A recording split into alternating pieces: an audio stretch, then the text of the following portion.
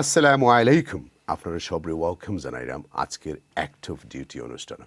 প্রতিদিনের মতো আজকে আমরা একজন গেস্ট নিয়ে এসেছি, আপনারা সবে চিনবা, সবার সুপরিচিত একজন সমাজ সেবক, একজন ব্যবসায়ী, বিলাতে এক নামে পরিচিত, নাম শাহাব উদ্দিন ভাই। Welcome to the show. আসসালামু আলাইকুম। আসসালামু আলাইকুম। ভালো আছেননি আপনি? আলহামদুলিল্লাহ ভাই, ভালো আছি। প্রথমেই আপনার ধন্যবাদ, আপনি আজকে স্টুডিওতে আমরা সময় দিবার লাগি। আপনাদের সবাইকে ধন্যবাদ আমাকে যে আমন্ত্রণ জানিয়েছেন, এবং আমি তো জানি না সেই যোগ্যতা আমার আছে কি না। Thank you. প্রথমেই আপনার একটু পিছন থেকে আমরা শেয়ার করতাম চাই আপনার ব্যাকগ্রাউন্ড। আপনি বাংলাদেশ থেকে কবে আইছেন এই দেশে? আমি 1974-এ 14 তারিখ। তখন বয়স কত আছে? 12 বছর পুরো হয়েছিল, 13 বছরে পড়ছিলাম আর কি। সো যখন আপনি বিলাত আইলা এই এক্সাইটমেন্টটা খিলা আছিল, একটু শেয়ার করবানি।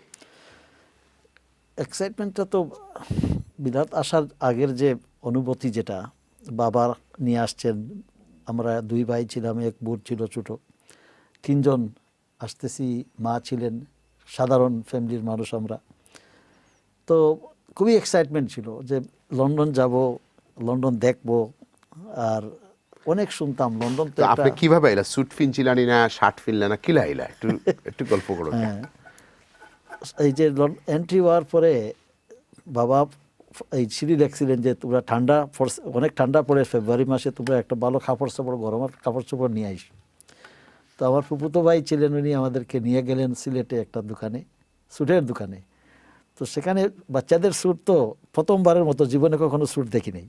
তো স্যুট কিনছেন, তো ওইটা কিনে নিয়ে এসে তারপরে বালিশের নিচে রাখছি এটা যাতে আয়রনটা ভালো করে যাতে না যায় আর কি।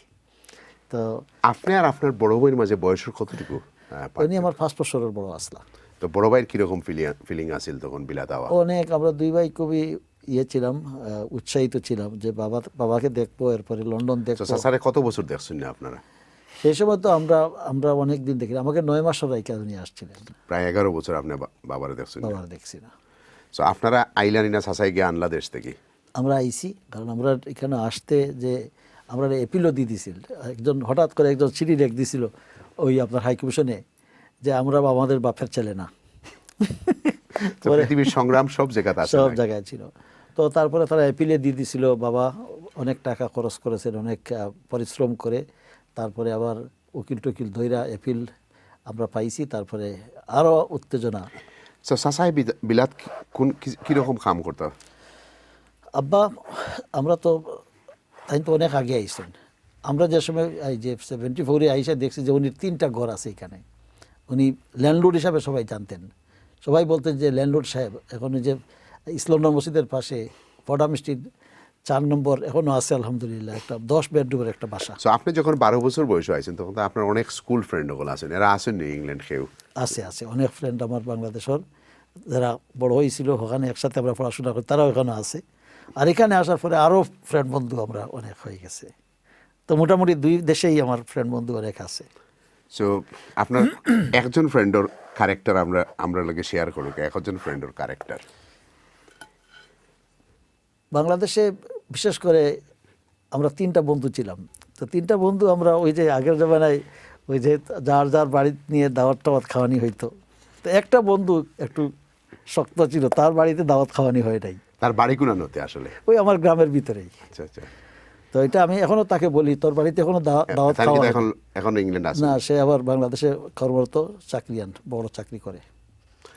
সো আপনার ছোটবেলার লাইফের 12 বছরের মাঝে স্কুল, ইসলামিক লেখাপড়া এগুলো কি তার সাসায় পড়াইছেন নি, সাসিয়ে পড়াইছেন নি, কিরকম আছে 12 বছরের? একটু শর্ট করে টাচ করলাম। জি, বাংলাদেশে তো মোটামুটি আমরা কোরআন শরীফ বা মসজিদের পড়াশোনা এগুলো পড়ছি। আর ক্লাস 6 পর্যন্ত বাংলাদেশে প্রথম সারিতে পড়ে আসছিলাম। তারপরে বাবা আবার 2 বছর পরে বাবা আমাদেরকে নিয়ে গেলেন বাংলাদেশে, আবার ক্লাস 8-এ ভর্তি হই। ক্লাস 8, 9 ওখানে পড়াশোনা করে আবার লন্ডনে বাবা নিয়ে আসলেন, যাতে করে বাংলা লেখাপড়া করতে পারি, বাংলা লেখাপড়া বুঝতে পারি। সেই টাচটা মানে উনি প্রিজার্ভ করছেন আমাদেরকে দিয়ে। এরপরে লন্ডন আসার পরে আবার এখানে আমাদের সবাই ছিলেন, যারা এখানে অনেক বন্ধু বান্ধব আছে।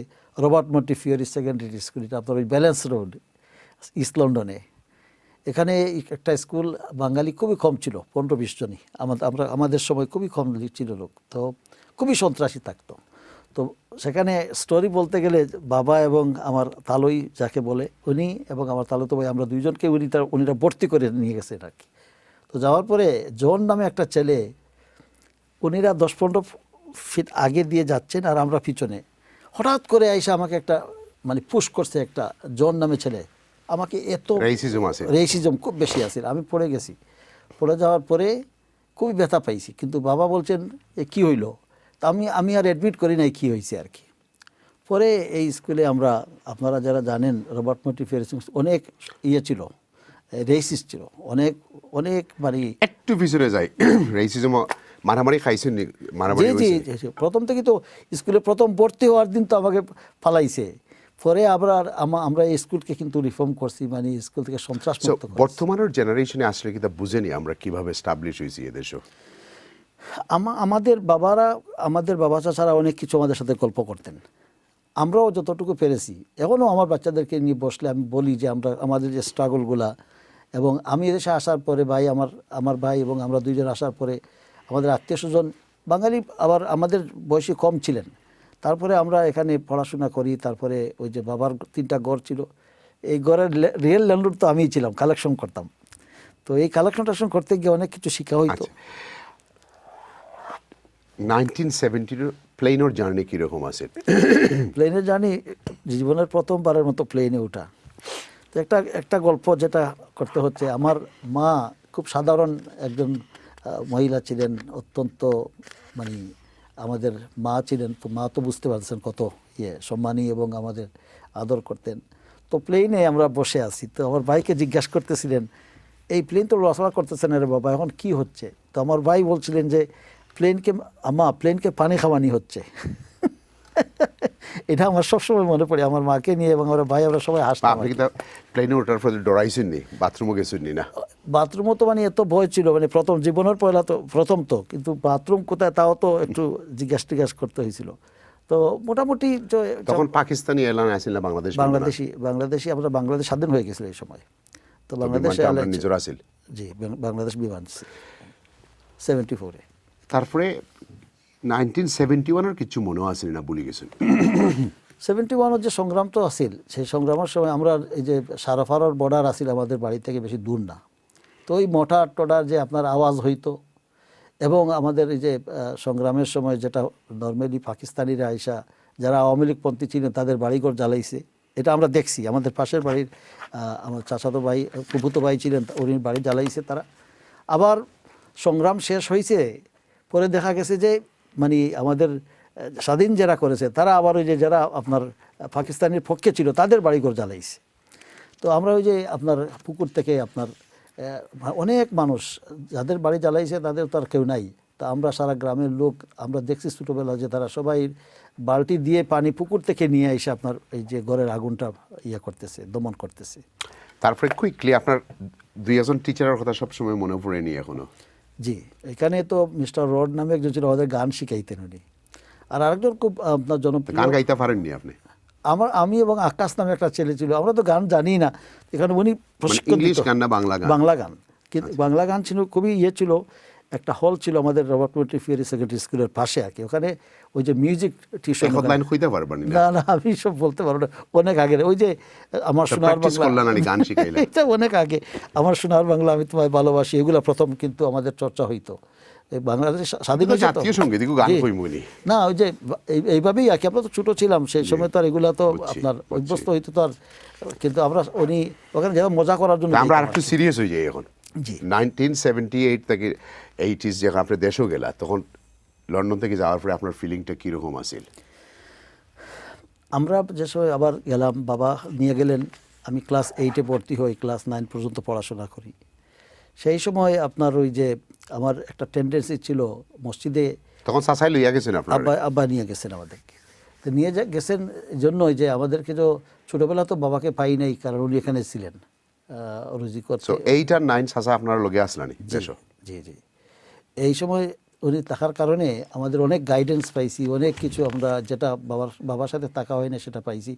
আর ওই মসজিদে যে আজান টাজান দিতাম ওই সময় দেখতে গেছি, তো উনি খুব মসজিদে ঢুকাই দিলেন, এরপরে স্কুলেও ঢুকাই দিলেন, প্রাইমারি স্কুল থেকে নিয়ে আপনার ক্লাস 8, 9 মানে হাই স্কুলে। তখন আবার ইউকে তাইলা জিসিএসসি করলা, এ লেভেল করলা, তারপরে তারপরে তো ব্যবসার ফালা আমার। প্রথম কাম কিতা আছিল আপনার মনে আছে?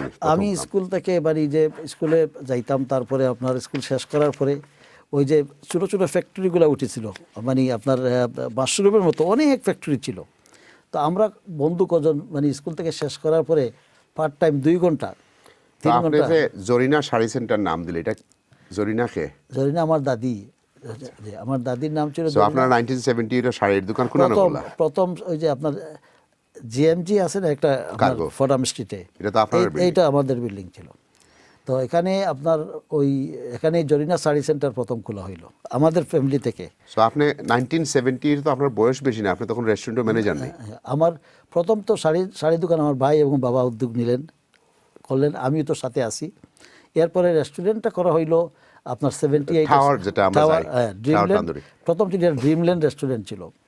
তো এটা অনেক পুরনো রেস্টুরেন্ট, এটা আমরা ইনহেরিট করলাম। তো সো আপনি প্রথম সপ্তাহের বেতন ভাইয়া করলা কিতা শুনি? প্রথম সেই সময় তো রেস্টুরেন্টের তো ব্যাপারটা হচ্ছে আলাদা। আমি যে রেস্টুরেন্ট এই যে কাজ টাজ করে তারপরে ওখানে যে বাবা জয়েন করে দিলেন রেস্টুরেন্টে, আবার পার্ট টাইম পড়াশোনাও করতাম, বুঝছেন। পড়া শেষ করি নাই, এ লেভেল করে শেষ করি নাই, একটু অব্যাহত রাখলাম। তারপরে বেতন ওই সময় বেতন তো আপনি একটা আবেগের একটা ব্যাপার ছিল। নিজের রেস্টুরেন্টের পরে অনেক মেহনত, অনেক কষ্ট এগুলা করে তো বাবার কাছে দিতাম এবং মার কাছে এগুলো সেভ করে রাখার জন্য। আর ওই যে আমি ল্যান্ডলর্ডগিরি করতাম, বাবার ঘরের যে ল্যান্ড কানেকশন, তার জন্য পকেট করছে টাকা পাইতাম। তো এগুলো দিয়ে আমরা চলাফেরা, মানে এটা তো আর বুঝতে পারতেছেন ছোটোবেলার যে ব্যাপার, এটা তো আর সবসময় বাবা সাপোর্ট দিচ্ছেন। প্রথম সপ্তাহের বেতন শাশুড়ি নিয়ে দিস না, আপনার আম্মারে দিছেন? এটা অবশ্যই দিছি, কারণ এটা সেন্টিমেন্টের একটা ভ্যালু ছিল। আমি প্রথম জীবনের যে মানে বেতনটা পাইছি বাবা এবং মার দুইজনের সামনে দিছি বলে এটা আপনারা রাখেন।